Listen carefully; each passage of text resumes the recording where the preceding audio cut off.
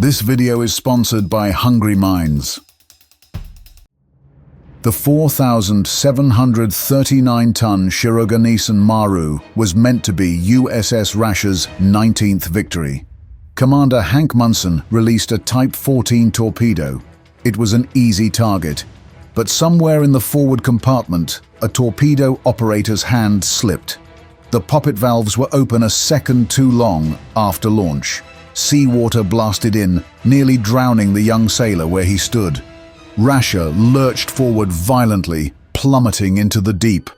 Men crashed into bulkheads, alarms screamed, and metal groaned under the pressure. Commander Munson gripped the rails as the depth gauge wobbled wildly, blowing past the sub's 300-foot limit. He ordered, "Blow main ballast," but Rasher was diving too fast. The hull creaked like it was caught in a vice. As they passed 400 feet, it felt like a joke. A rookie sailor did what the entire Japanese Navy could not.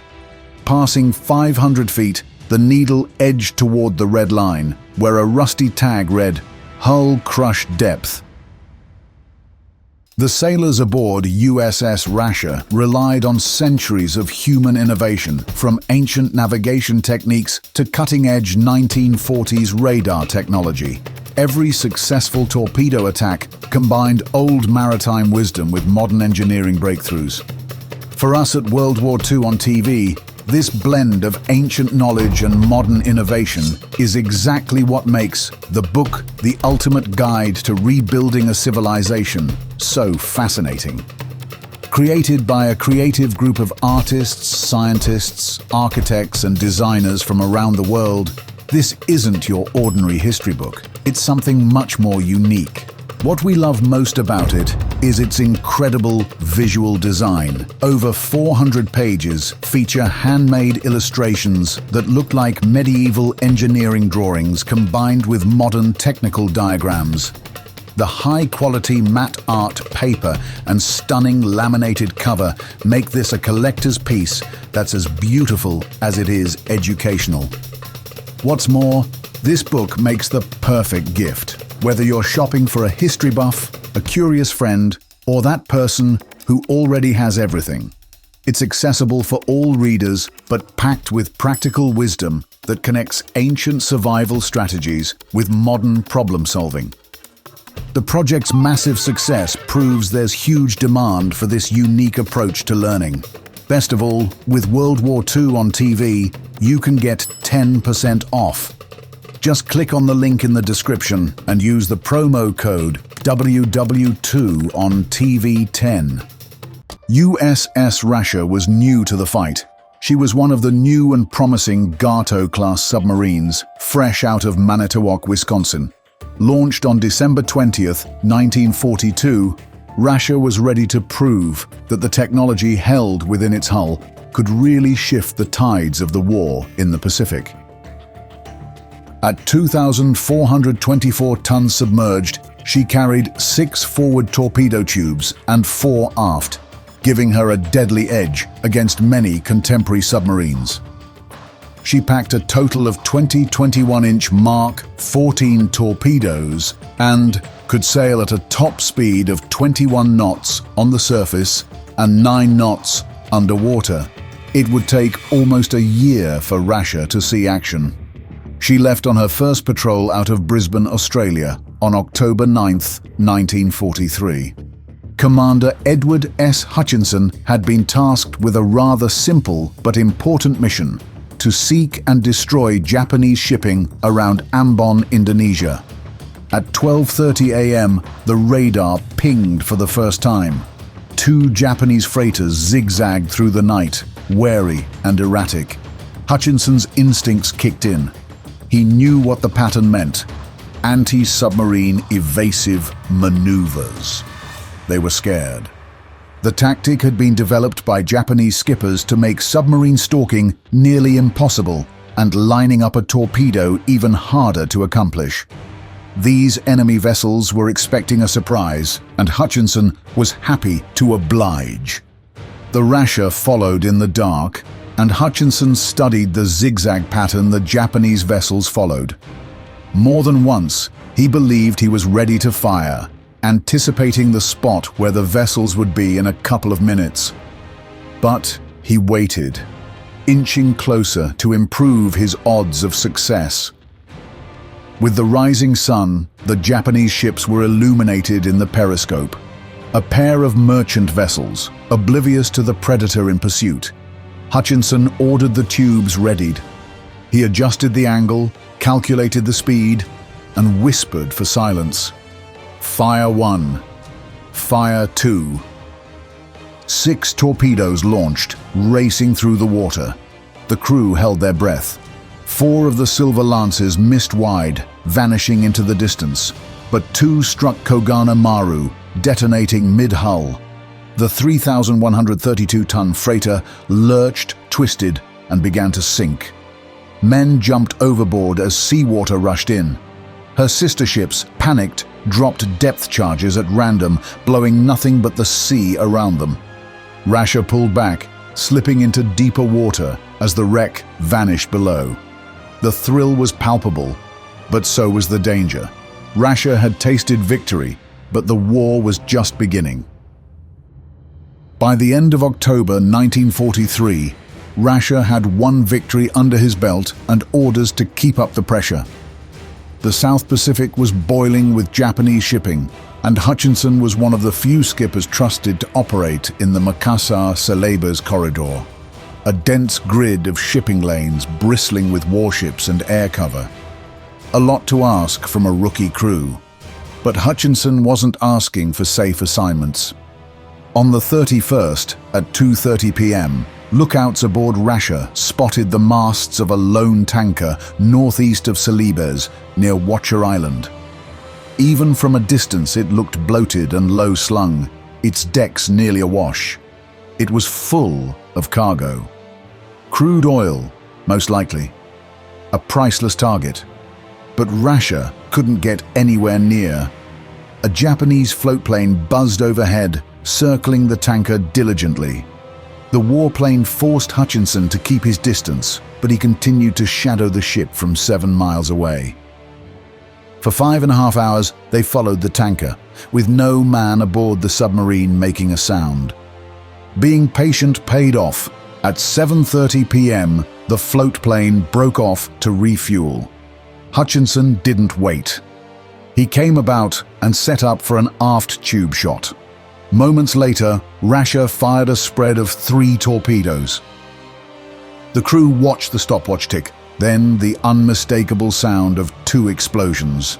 The second torpedo blew open the midships like a pressure-cooked tin can. The explosion was more than anyone could have anticipated. It was truly spectacular. Flames shot 200 feet into the air. Burning crude painted the water in every direction. It was Shiroganesan Maru, a medium-sized tanker filled with oil. The fireball was so large and bright it lit up the Rasher's conning tower in a stark silhouette. If there were any escorts nearby, they now had their target. Hutchinson didn't wait to find out. He ordered an immediate dive before any enemy warplane was attracted by the explosion. Rasher was on a streak. By early January 1944, Rasher was under new command. Lieutenant Commander Willard Larvin, 39 years old and fresh from anti-submarine patrols off Bermuda, had replaced Hutchinson. He had no illusions. This wasn't Bermuda. The South China Sea was the most dangerous hunting ground in the Pacific. Rasher's first task under Larvin wasn't combat, it was mining. On the night of January 3rd, the sub slipped into the shallows off Pulo Condore in the Mekong Delta and planted 11 Mark 12 magnetic mines in a shipping channel. They worked fast, but these were shallow waters, frequently patrolled. One mistake and they'd be boxed in with nowhere to dive. Then the real orders came. A Japanese convoy had left Singapore and was expected to pass through their patrol zone the next day. Larvin was to intercept, with help from sister sub Bluefish, commanded by George Porter. They found each other with no trouble. At dusk on January 4th, they were in position. The convoy was late, But just after nightfall, lookouts spotted silhouettes on the horizon. It was a line of tankers and freighters escorted by destroyers. Larfin moved first. He crept into firing position and launched 3 torpedoes at the third ship in line. One of the torpedoes malfunctioned, exploding just 400 yards out. The flash lit up the sea. Convoy guns opened up instantly, tracers crisscrossing the waves. Larfin swung hard and lined up the stern tubes. He had a shot, but another torpedo exploded prematurely. A flash again, deafening. Then a stroke of luck. One of the Japanese ships, the 10,000-ton Kiyomaru, cut directly in front of Rasher, unaware it had just made itself an easy target.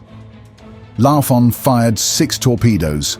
2 failed right away, standard for the Mark 14S, but 2 others slammed home. The impact cracked the night open. Flames lit the ship's superstructure.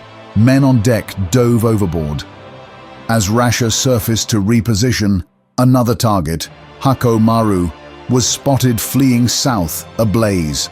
Larfin executed a classic end-around maneuver, pulled ahead, and fired 4 torpedoes. 2 exploded early, but the others found their mark. Hako Maru, already hit by bluefish, was obliterated in a secondary blast. In the darkness, confusion reigned. Ships were misidentified and hits overlapped. When it was over, Larfin and Porter surfaced and exchanged signals. They sorted out the chaos. Bluefish had sunk Hako Maru, and Rasher had delivered the fatal blows to Kiyomaru. A third tanker escaped, badly damaged. There was no chase, no depth charges. The Japanese convoy had been blindsided, hammered from both sides. The few remaining ships fled into the dark. Rasher had spent most of her torpedoes. Her crew was exhausted but unscathed. But they weren't done yet. Within weeks, they'd be back out. Different sea, different enemy, and a night that would make all the others look small by comparison. On August 4th, 1944, Rasher had been hunting off Luzon for less than a day when disaster struck from within. The target was Shiroganesan Maru, a 4,739-ton passenger cargo ship. Rasher lined up the shot and fired a torpedo spread. But in the forward room, a torpedoman's hand stayed in position a second too long on the poppet valve. That was all it took. Seawater blasted through the open line like a battering ram, flooding the forward torpedo compartment in an instant. Rasher pitched forward, nose down, and it dove like a spear. Lights flickered, hull plates screamed, the sub rocketed past 300 feet, well beyond her safe dive limit. At 400 feet, they passed the depth of earlier Gato-class losses. At 500 feet, she was on the edge of implosion. Commander Hank Munson made up his mind. He ordered every ballast tank to be blown. It was a risky call. If the angle was wrong, the air pressure could tear open bulkheads. But it worked. Rasher leveled out just feet above crush depth. The compartment flooded, but the boat survived.